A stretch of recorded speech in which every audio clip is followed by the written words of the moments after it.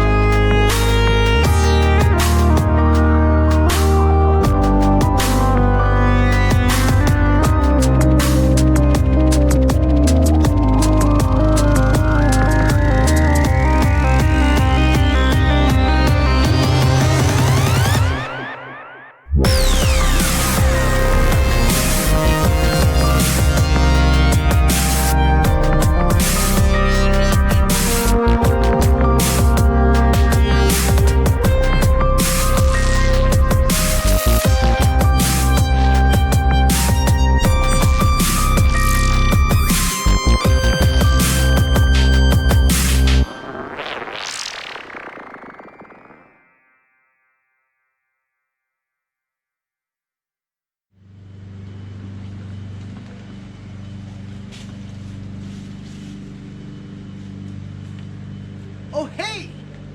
So it's the next day, and again, another gorgeous day. Nice and warm, not a cloud in the sky. I figured, look, we're nearing winter, right? I just turned off my water for the sprinklers because, you know, honestly, my lawn's been mushy for quite a while, and because it's not warm anymore, you really don't need sprinklers going off every day. And with Father Winter coming around the corner, right, it's gonna get cold pretty soon. So you gotta blow out all your sprinkler pipes because they're filled with water. And in the winter time, when it gets below 32 degrees, that water will expand and freeze. If it does that, it'll blow up all your pipes underground. So you gotta just like blow some air throughout all the pipes and get like more than half of that water out of your pipes. If you went and paid a winterizing company, they'll charge you between $50 to $300, you know, depending on how, you know, big your lawn is. So while I used to pay 50 bucks, it's probably about 75 bucks to get my property done. But for the past 10 years or so, I've been using my air compressor, and I've been doing it myself. You don't have to get every drop of water out, just most of it, you know, so that it doesn't expand and freeze in your pipes. And that's what I'm going to be doing today, because I know that I'm really not going to need the sprinklers anymore, because every day when I walk around here, my lawn is just mushy and soft, you know. It's not hot enough to have all the moisture dry so that it's hard.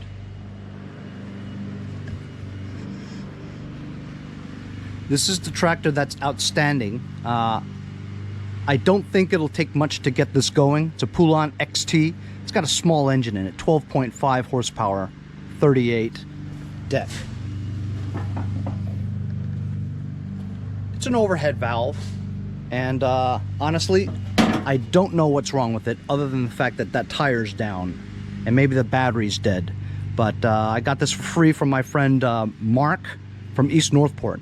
Look at the weenie wheels in the back. I've never seen such small wheels for a lawn tractor. But then again, it is a 38, you know what I mean? You can tell that the blade's kind of bent too. Still need to put a new carburetor on here because it surges like crazy. Rodimus Prime, man, I didn't use it this year. I did start it up and run it a little bit, but you know, I don't really know what to do with it. Maybe I'll sell it. Anyway, here's my old Craftsman air compressor. I did drain the water and add oil to it. Did an oil change on this recently. Hadn't done anything to it to the 15 years prior that I had it. Always works, and it's good enough just to blow most of the water out of your pipes. I have this air blowing nozzle on here, and I also fabricated an old hose that fits on here that I would just screw onto the nozzle that I have here, the faucet, right? I turned the water off on the interior of the house, and as you can see, when you turn it on, there's no water. Well, I want to get most of the water out anyway, so I'm just turning it on all the way. There's no water coming out, right? Here is my water master. This is the control valves. Ooh, Freddy. And basically, these four are 4 zones, right? This one here's the front, this is the side, this is the back, and that's the other side of the back. So basically, I'll just turn one valve open, push air through here, goes through the entire thing, blows out water for zone 1, 2, 3, and 4. And then when I'm done doing it all, I'll do it again just to get a little bit more water off, and then shut all these off for the winter. Put the cover back on, and then most of the water will be out of the pipes. That's what I'm planning on doing. Because my air compressor is electric, I have to plug in electric cord all the way to the garage.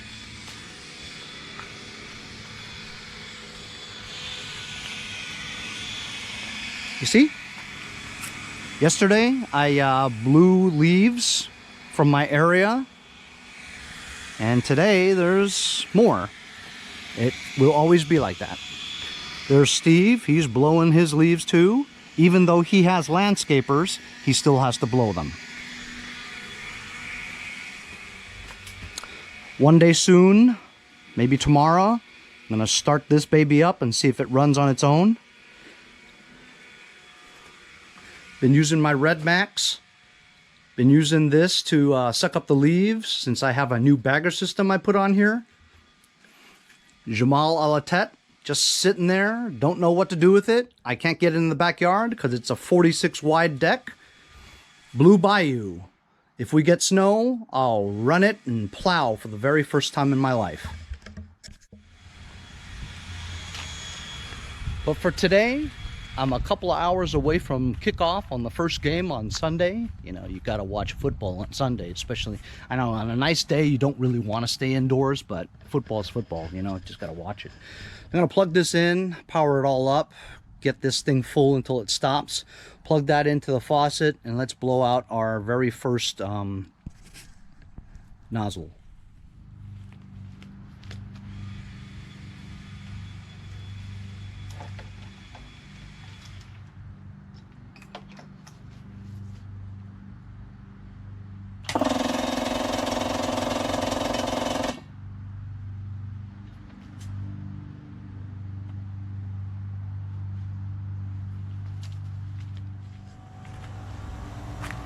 So I had the thing plugged into my octopus of wires, and it was just too many things on that circuit, so it blew a circuit breaker. Plugged it somewhere else.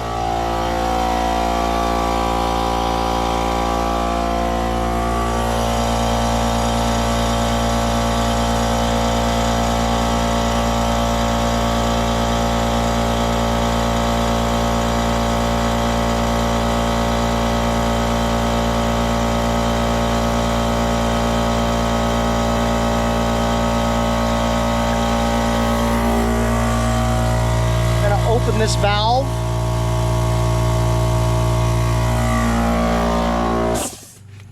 And I think the first one is here.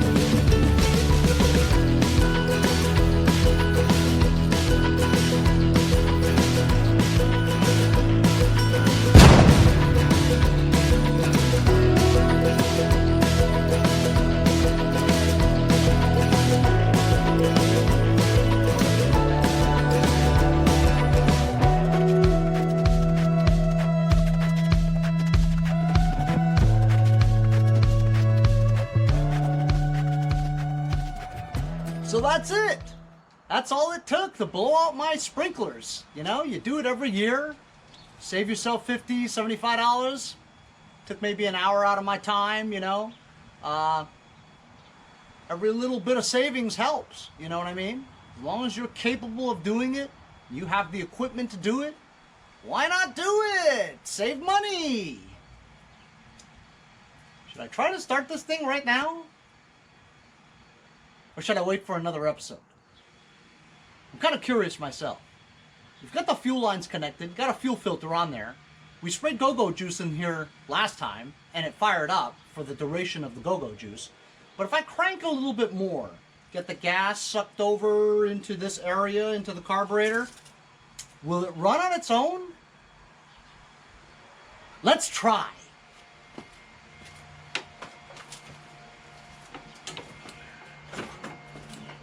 Here we go. Oh, choke.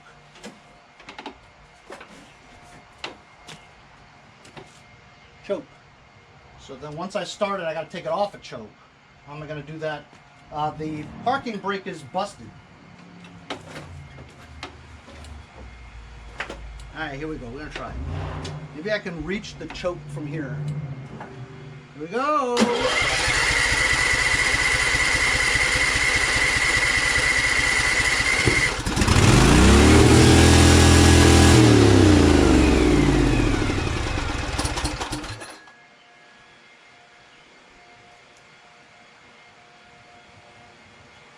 I shut it off immediately because you saw how high the RPMs were, like the throttle is completely out of control.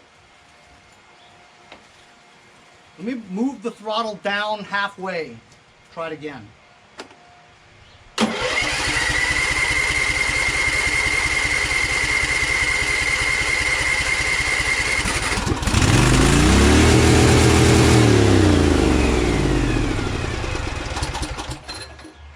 All right, I moved the throttle all the way down. It still goes out of control with the choke still on too. It's worrying me a lot. Sounds like the governor is not connected. That's what it seems like. While the throttle lever is connected to the throttle bracket, right? It doesn't seem like it's controlling the, ow, hot. Doesn't seem like the throttle is controlling the governor. Governor may be loose. Maybe it's missing a linkage or two. I'm glad we found that out because it's not going to be that easy to get this engine going after all. But when you saw that engine go out of control like that, I mean, just like super high revs, you got to shut it off before it blows. I'm surprised it hasn't blown, you know, while we're just doing that. But hey, that's really good news though, that it starts and runs without stalling on its own, which means that the carburetor is probably clean, clean enough for it to run. You know what I mean? But we've got governor issues for sure, throttle linkage and governor issues, because it's just running out of control. You know, super high revs. If you ran it any longer than that, it would have blown. Tell you, these Vanguards are really good engines, so I really have to tread lightly on what I do the next episode, you know. But anyway, today's episode was just teaching you how to blow out your sprinklers, winterize your pipes for the winter. See what happens with this. Tune in on the next episode when I work on this Vanguard V-Twin 23 horsepower. See you guys next time on Mowers and Blowers.